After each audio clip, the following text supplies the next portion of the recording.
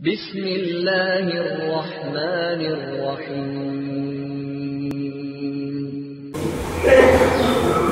الحمد لله نحمده ونستعينه ونستغفره ونؤمن به ونتوكل عليه ونعوذ بالله من شرور أنفسنا ومن سيئات أعمالنا من يهده الله فلا مضل له ومن يضلله فلا هادي له ونشهد أن لا إله إلا الله وحده لا شريك له ونشهد أن سيدنا ومولانا محمدا عبده ورسوله أرسله إلى الناس كافة بشيرا ونذيرا وداعيا إلى الله بإذنه وسراجا منيرا صلى الله تعالى عليه وعلى آله وأصحابه وبارك وسلم تسليما كثيرا كثيرا. وبعد فأعوذ بالله من الشيطان الرجيم. بسم الله الرحمن الرحيم. إن تجتنبوا كبائر ما تنهون عنه نكفر عنكم سيئاتكم وندخلكم مدخلا كريما. صدق الله العظيم. رب اشرح لي صدري ويسر لي أمري واحلل عقدة من لساني يفقهوا قولي.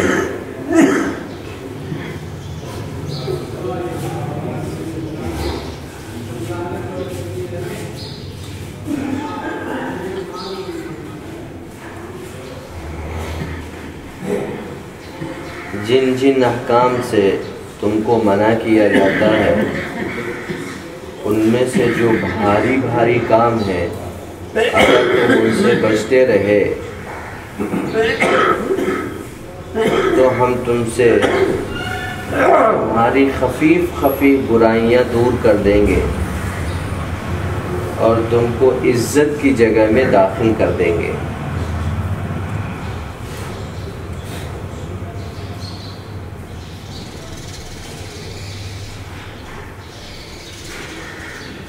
اسی آیت کریمہ کا جو ضابطہ اور اصول تھا جس کو کل ذکر کیا گیا تھا، اس ضابطے اور اصول میں گناہ کبیرہ جو بڑے بڑے گناہ ہیں ان کی تعریف ذکر نہیں کی گئی تھی. تو آج گناہ کبیرہ کی تعریف اور نبی کریم صلی اللہ علیہ وسلم کے ارشاد فرمائے ہوئے کبیرہ گناہوں کی کچھ تذکیر. چنانچہ سب سے پہلے یہ بات یہ ذہن نشین رہنی چاہیے کہ انسان گناہ چاہے وہ تنہائی میں کرے چاہے وہ سب کے سامنے کھلم کھلا کرے، گناہ ہے، نافرمانی ہے. اگر وہ تنہائی میں کرتا ہے تو بھی اللہ دیکھ رہا ہے اور اگر سب کے سامنے کرتا ہے تو بھی اللہ دیکھ رہا ہے. دونوں صورتوں میں اللہ جل شانہ سے اپنے آپ کو چھپا نہیں سکتا ہے. البتہ قوت و شدت میں فرق ہوتا ہے. جو کام تنہائی میں ہو رہا ہے ظاہر ہے اس کے وبال میں وہ تنہا ماخوذ ہے. جو کھلے عام ہو رہا ہے اس کے وبال میں دوسرے بھی شریک ہیں بشرطے کہ وہ اس کو پسند کریں. چنانچہ حضرت عائشہ رضی اللہ تعالیٰ عنہ نے ایک خط حضرت امیر معاویہ رضی اللہ تعالیٰ عنہ کو لکھا کہ جب آدمی گناہ کرتا ہے، جب انسان اللہ کی نافرمانی پہ اتر آتا ہے تو اس کے تعریف کرنے والے ساتھی اور دوست بھی اس کی برائی کرنا شروع کر دیتے ہیں. یہ انسان کی گناہ اور اس کی نافرمانی کا نتیجہ ہوتا ہے. چنانچہ حدیث پاک میں نبی کریم صلی اللہ علیہ وسلم نے ارشاد فرمایا، جب کوئی مومن بندہ کوئی گناہ کرتا ہے تو اس کے دل میں ایک سیاہ نقطہ لگ جاتا ہے. اگر وہ اس سے توبہ کر لیتا ہے تو وہ صاف ہو جاتا ہے، اگر توبہ نہیں کرتا ہے تو پھر وہ بڑھتا رہتا ہے یہاں تک کہ پورا دل سیاہ ہو جاتا ہے. اس کے لیے قرآن کریم کی آیت کریمہ موجود ہے، کلا بل ران علی قلوبہم ما کانوا یکسبون. یہ ران اسی کو رین کہتے ہیں، جو نقطہ سینے پہ دل پہ لگ جاتا ہے انسان کی نافرمانی اور گناہ کرنے کی وجہ سے، پھر وہ نقطہ بڑھتا رہتا ہے یہاں تک کہ پورا دل سیاہ ہو جاتا ہے، وہ نقطہ برابر بڑھتا رہتا ہے، اس کو رین کہتے ہیں۔ قرآن میں کلا بل رانا یا کلا برانا علی قلوبہم، یہ جو ران ہے یہ زنگ ہے، اسی کو ہم اپنی زبان میں سمجھنے کے لیے ترجمہ جب کرتے ہیں تو زنگ سے تعبیر کرتے ہیں۔ گناہ جتنے ہیں وہ سب دلوں کا زنگ ہوتے ہیں، دلوں پہ زنگ لگ جاتا ہے، چنانچہ انسان کا یہ قلب، یہ حصہ گناہوں کی وجہ سے خالی خالی رہتا ہے اور بالکل اس کے اندر کدورت بھر جاتی۔ چنانچہ ایک شخص نے اسلام قبول کیا، اسلام کے دائرے میں داخل ہو، تو کافی عرصے کے بعد، زمانے کے بعد، تقریباً 40-50 سال کی عمر ہو گئی جب اس نے اسلام قبول کیا۔ اسلام قبول کرنے کے بعد جب اسلام قبول کرنے کے لیے آیا اور کلمہ شہادت پڑھا اس نے، تو کلمہ شہادت پڑھنے کے بعد اس نے اپنے دل پہ ہاتھ رکھا اور کہنے لگا بہت عرصے سے یہ قلب کی یہ جگہ خالی تھی، آج یہ بھر گئی۔ بہت دنوں سے یہ جگہ خالی تھی، ایسا لگتا تھا کہ خلا محسوس ہوتا تھا کہ یہ جگہ یہاں کچھ خالی خالی لگتا ہے، آج کلمہ پڑھا تو یہ جگہ بھر گئی۔ تو اللہ جل شانہ کی طرف سے انسان کی فطرت میں یہ چیز ودیعت کی گئی، تو اس لیے انسان کو اپنے آپ کو گناہوں سے بچانا ضروری ہوتا ہے۔ چنانچہ کبیرہ گناہوں کو آپ اچھی طرح سمجھ لیجئے کہ کبائر کتنے ہیں اور کبائر کی تعداد کیا ہے اور کبیرہ کی تعریف میں کون کون سے گناہ داخل ہیں۔ اگر کبیرہ سے بچ گئے اور کبیرہ سے انسان نے اپنے آپ کو بچا لیا تو یہ سمجھ لیجئے، فضیل ابن عیاض فرماتے ہیں جو شخص اپنے آپ کو اللہ کے نافرمانیوں سے بچا لے گیا، گناہوں سے اپنے آپ کو بچا لے گیا، وہ کامیاب ترین انسان ہے۔ اگر بڑے گناہوں سے بچ گیا تو چھوٹے تو اللہ خود ہی معاف فرما دے گا، صغیرہ تو خود ہی معاف ہو جائیں گے۔ کبائر سے اجتناب ضروری۔ چنانچہ کبیرہ گناہ کے لیے ضابطہ یہ شریعت مطہرہ میں جن گناہوں پر کوئی سزا یا حد مقرر ہے، جن گناہوں کے لیے شریعت نے کوئی سزا مقرر کر دی، کوئی حد مقرر کر دی گئی، یا اسی طریقے سے وہ گناہ جن کے اوپر کوئی وعید آئی، یا اسی طریقے سے نبی کریم صلی اللہ علیہ وسلم نے کسی ایسے گناہ پر لعنت فرمائی، ایسے گناہ اور گناہ کے کرنے والے پر لعنت فرمائی، یہ سب کبائر میں داخل۔ ایک ضابطہ۔ دوسرا ضابطہ، کسی گناہ کو چاہے وہ چھوٹا ہو چاہے وہ بڑا ہو، کسی بھی گناہ کو ہلکا سمجھ کر کیا جائے، یہ بڑا گناہ ہے۔ اسی طریقے سے کسی گناہ کو چاہے وہ چھوٹا ہو بے باکی اور جرت کے ساتھ کیا جائے، وہ بھی گناہ کبیرہ ہے۔ یہ تین ضابطے ہیں گناہ کبیرہ کے سلسلے میں، جو اس فہرست میں آئیں گے سب گناہ کبیرہ میں شامل ہیں۔ تو یہ ضابطہ ہے اس کا کہ یہ گناہ کبیرہ ہے۔ چنانچہ حافظ ابن حجر رحمۃ اللہ علیہ نے اپنی کتاب الزواجر، ان کی ایک کتاب ہے الزواجر میں تمام کبیرہ گناہوں کو تفصیل کے ساتھ، کبیرہ گناہوں کی تعداد بھی لکھی اور ہر ایک گناہ کو بڑی تفصیل و تشریح کے ساتھ بیان فرمایا، اور اس میں جو گناہوں کی تعداد انہوں نے لکھی ہے وہ 467 گناہوں کی، یعنی کبائر جتنے گناہ ہیں وہ 467 گناہ ہیں، یہ کبائر کی تعداد لکھی ہے اور ہر ایک کی تفصیل اور تشریح بھی وہاں موجود ہے۔ پھر اسی سے یعنی اسی کتاب سے بعد میں آنے والے فقیہ حضرات نے اسی میں سے ان کبائر کو نکالا ہے، تو اپنی اپنی کتابوں میں کبھی اس میں کمی نظر آئے گی آپ کو، کبھی زیادتی نظر آئے گی۔ کمی جب نظر آئے گی تو انہوں نے بڑے بڑے ابواب گناہ کبیرہ نقل کر دیے ہیں، چھوٹی چھوٹی تفصیلات چھوڑ دی، تو اس وجہ سے تعداد کم ہو جاتی۔ انہی تشریح و تفصیلات کو آپ آگے بڑھا دیجئے ان کبائر کے ساتھ ساتھ میں، تو وہ اور زیادہ آگے ہو جائیں گے، زیادہ بڑھ جائیں گے، تو کبائر کی تعداد بڑھ جائے گی۔ چنانچہ ایک شخص حضرت عبداللہ ابن عباس رضی اللہ تعالیٰ عنہ کے پاس آیا اور وہ کہنے لگا، اے ابن عباس، گناہ کبیرہ کی تعداد 7 ہے؟ فرمایا نہیں، اگر تم 7 نہیں 700 کہو تو مناسب، کبیرہ گناہوں کی تعداد 7 نہیں 700 یہ کہو، یہ مناسب بات۔ تو یہ ہے کبیرے کی تفصیلات۔ اگر پوری گناہوں کو تفصیل کے ساتھ دیکھنا ہے تو الزواجر کی طرف رجوع کیا جائے، ایک ایک گناہ کی تشریح بھی ملے گی، پوری تفصیل بھی ملے گی، اور تمام بڑی تعداد بھی ملے گی۔ اور ضابطہ یہ ہے، اللہ تعالیٰ نے جو ضابطہ ارشاد فرمایا، اور جو ضابطہ نکلا وہ یہ کہ کبیرہ گناہ وہ ہے جس کے لیے شریعت نے کوئی حد مقرر کی ہو، کوئی سزا مقرر کی ہو، کوئی تعزیری حکم ہو، نبی کریم صلی اللہ علیہ وسلم کی زبان رسالت نے اس کرنے والے پر لعنت فرمائی ہو، کسی ایسے جرم پر جو سزا یا وعید موجود ہو، کسی کو گناہ کو جرأت کے ساتھ کیا جائے، آگے بڑھ کر کے کیا جائے، یہ ضابطے ہیں کبیرہ گناہوں کے۔ انہی ضابطے کے تحت میں کبھی نبی کریم صلی اللہ علیہ وسلم نے موقع کی مناسبت سے کبھی 3 ذکر فرمائے، کبھی 6 ذکر فرمائے، کبھی 7 ذکر فرمائے، اور کبھی نبی کریم صلی اللہ علیہ وسلم نے 5 ہی ذکر فرمائے۔ تو کبھی کبھی موقع کے مناسب سے جیسے جیسے مواقع آتے گئے اسی اعتبار سے گناہ کو آپ صلی اللہ علیہ وسلم نے ارشاد فرمایا۔ اس لیے گناہ کبیرہ کی کوئی مخصوص تعداد مقرر کرنے میں 5، 10، 15 نہیں، بلکہ اس کے نبی کریم صلی اللہ علیہ وسلم نے مواقع کے اعتبار سے ان کو کبیرہ گناہوں میں شامل فرمایا۔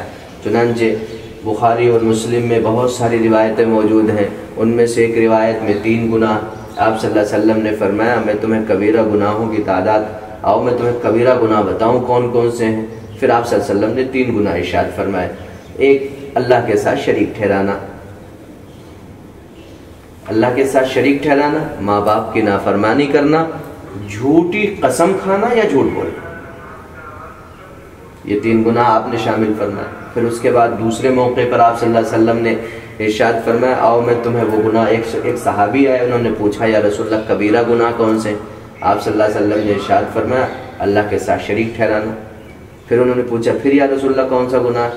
تو آپ صلی اللہ علیہ وسلم نے ارشاد فرمایا اپنے بیٹے کو، اپنے بچے کو اس وجہ سے قتل کر دینا کہ وہ تمہارے ساتھ کھانے میں شامل ہوگا۔ اپنی اولاد کو قتل کر دینا، اپنی اولاد کو وجود میں نہ آنے دینا، یہ ساری کی ساری قتل کی شکلیں، اپنی اولاد کو قتل کر دینا۔ وہ وَلَا تَقْتُلُوا أَوْلَادَكُمْ خَشْيَةَ إِمْلَاقٍ، جب وہاں آئے گا تو اس کی تفصیلات وہاں ذکر کی جائیں گی۔ تو اپنی اولاد کو اس وجہ سے قتل کر دینا کہ یہ کھانے میں ہمارے ساتھ شریک ہوگا۔ اور اپنے پڑوسی کی بیوی کے ساتھ بدکاری کرنا۔ صحابی نے پوچھا اس کے بعد کون سا گناہ یا رسول اللہ؟ بڑا ہے، کبیرہ گناہ ہے؟ فرمایا اپنے پڑوسی کی بیوی کے ساتھ بدکاری کرنا۔ بدکاری خود ایک بڑا جرم ہے، اور پھر اپنے پڑوسی جس کے بارے میں نبی کریم صلی اللہ علیہ وسلم نے فرمایا کہ اس کی ذمہ داری حفاظت، اس کی آبرو اور اس کے گھر، اس کے بال بچوں کی حفاظت ایسے ہی لازم ہے تمہارے ذمہ جیسے اپنے بچوں کی حفاظت، پھر اس کے ساتھ تم نے یہ بدکاری کی، تو یہ بڑے گناہوں میں شامل ہے، بہت بڑا گناہ ہے۔ اسی طرح آپ صلی اللہ علیہ وسلم نے ارشاد فرمایا بڑے گناہوں میں سے ایک بڑا گناہ یہ ہے کہ انسان اپنے باپ کو گالی دے، انسان اپنے ماں کو گالی دے۔ صحابہ نے عرض کیا رسول اللہ کہیں ایسا ہو سکتا ہے کوئی شخص اپنے ماں باپ کو گالیاں دے؟ آپ صلی اللہ علیہ وسلم نے فرمایا ہاں ایسا ہوتا ہے، جب تم کسی کے باپ کو گالی دو گے وہ تمہارے باپ کو گالی دے گا، جب تم کسی کی ماں کو گالی دو گے وہ تمہاری ماں کو گالی دے گا، تو سبب تو تم ہی ہوئے، اپنے ماں باپ کو گالیاں کھلانے کا سبب تو تم ہی ہو۔ تو یہ ایسا ہی ہے جیسے تم نے اپنے ماں باپ کو گالیاں دی، تو یہ اکبر الکبائر ہے۔ اسی طریقے سے وہ 7 موبقات، 7 گناہ پھر آپ صلی اللہ علیہ وسلم نے اور شمار فرمائے۔ الاشراک باللہ، اللہ کے ساتھ شریک ٹھہرانا، کسی کو ناحق قتل کر دینا، یتیم کا مال ناجائز طور پر کھا لینا، سود کھانا،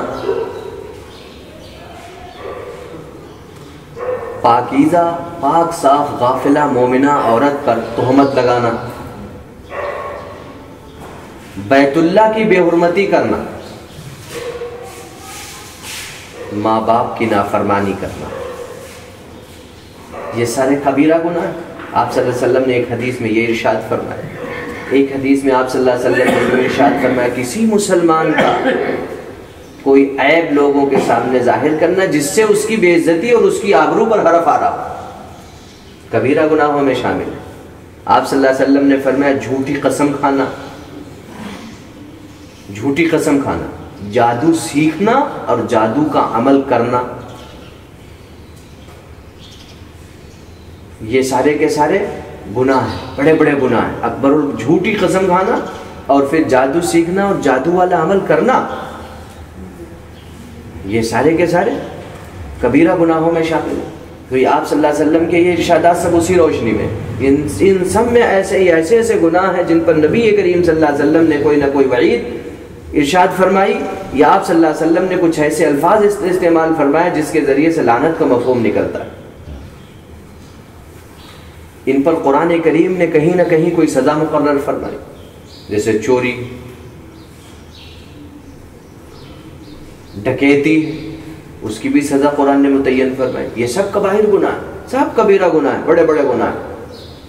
حضرت ابو ذر غفاری فرماتے ہیں ایک بار نبی کریم صلی اللہ علیہ وسلم نے ارشاد فرمایا تباہ اور برباد ہے، تباہ اور برباد ہو گیا، تباہ اور برباد ہو گیا، اور آپ نے یہ بات 3 مرتبہ حلفیہ قسم کے ساتھ ارشاد فرمائی۔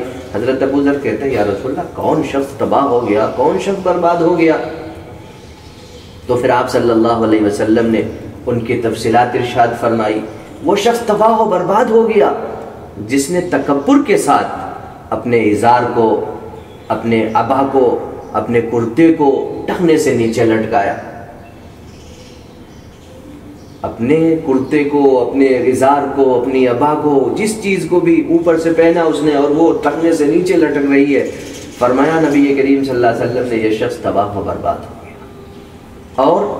اور وہ شخص جس نے نیک کام میں اپنے مال کو خرچ کر کے احسان جتایا، احسان جتانے والا بھی تباہ و برباد ہو گیا۔ تو یہ آپ صلی اللہ علیہ وسلم کے ارشادات ہیں، اور اسی حدیث میں اور بہت سارے پھر آپ صلی اللہ علیہ وسلم نے شمار فرمائے کہ دیکھو یہ بھی شخص جو ہے اللہ جل شانہ کے نزدیک یہ تباہ و برباد ہے، اس نے فلاں گناہ کیا، فلاں گناہ کیا، اس نے یہ نافرمانی کی، اس نے یہ نافرمانی کی۔ تو آپ صلی اللہ علیہ وسلم نے اس طریقے سے، اور پھر اسی طریقے سے آپ صلی اللہ علیہ وسلم کی وہ حدیث جو آپ صلی اللہ علیہ وسلم نے ممبر پہ چڑھے جبریل امین نے بددعائیہ کلمہ استعمال فرمایا، ہلاک اور برباد ہو وہ شخص جس نے رمضان المبارک کا مہینہ پایا اور اس میں نیکیاں اور روزے رکھ کے اور نمازیں پڑھ کے اپنے آپ کی مغفرت نہ کرا سکا، وہ شخص ہلاک و برباد ہو۔ نبی کریم صلی اللہ علیہ وسلم نے اس پر آمین کہی، جبریل امین نے دوسری بددعا دی، اور وہ شخص بھی تباہ و برباد ہو جائے، ہلاک ہو جائے جو اپنے ماں باپ میں سے کسی ایک کو یا دونوں کو بڑھاپے کی حالت میں پائے، ان کی خدمت کر کے جنت میں نہ داخل ہو سکے۔ نبی کریم صلی اللہ علیہ وسلم نے آمین کہی اور فرمایا وہ شخص بھی تباہ و برباد ہو جائے جو آپ صلی اللہ علیہ وسلم کا نام مبارک سنے اور آپ پر درود نہ بھیجے۔ حضرت نبی کریم صلی اللہ علیہ وسلم نے اس پر بھی آمین کہی۔ تو یہ بددعا جبریل امین بددعا دے رہے ہیں اور نبی کریم صلی اللہ علیہ وسلم اس پر آمین کہہ رہے ہیں، بتائیے اس کی قبولیت میں کوئی شبہ ہو سکتا ہے؟ اس طریقے سے یہ سارے کے سارے کبائر گناہ ہیں، یہ سب کبیرہ بڑے بڑے گناہ ہیں۔ اب اگر ان گناہوں سے بچ گئے تو چھوٹے چھوٹے گناہ اللہ تعالیٰ معاف فرما دیں گے۔ اللہ امام کعب قرظی علیہ الرحمہ ارشاد فرماتے ہیں کہ تم سب سے بڑا، سب سے نیک آدمی وہ ہے جو اپنے آپ کو گناہوں سے بچا لے، چاہے بھلے اس کے پاس بڑے نیکیوں کا، بڑی نوافل کا، تسبیحات کا کوئی انبار نہ ہو۔ ایک شخص ہے جو تسبیح بھی پڑھتا ہے، نماز بھی پڑھتا ہے، روزے بھی رکھتا ہے، لیکن ساتھ ساتھ گناہ بھی کرتا ہے، تو اس کے وہ چھوٹے بھی معاف نہیں ہوں گے، چہ جائے کہ وہ بڑے معاف ہوں گے۔ تو یہ کبیرہ گناہ ہیں، ان کبیرہ گناہوں سے بچاؤ اپنے آپ کو، تو چھوٹے اللہ تعالیٰ معاف فرمائے گا۔ اگر کبیرہ سے بچے نہیں، یہ شرط ہے، کبیرہ سے اگر بچے نہیں تو چھوٹے بھی معاف نہیں، تو چھوٹوں پر بھی اللہ تعالیٰ کی طرف سے سزا ملے گی۔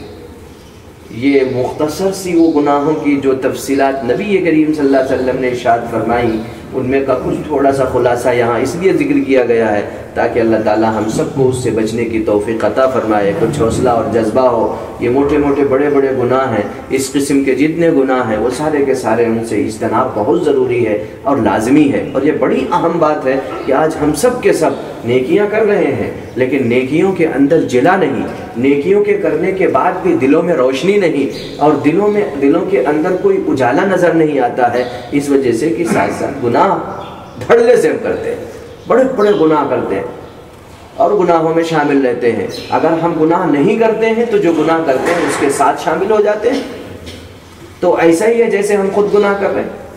تو اس لیے اپنے آپ کو ان کبائر سے بچانا بہت ضروری ہے اگر اپنی عبادت کو درست حالت میں اللہ جل شانہ کی بارگاہ میں لے کے حاضر ہونا ہے تو اپنے آپ کو گناہوں سے بچانا ہے۔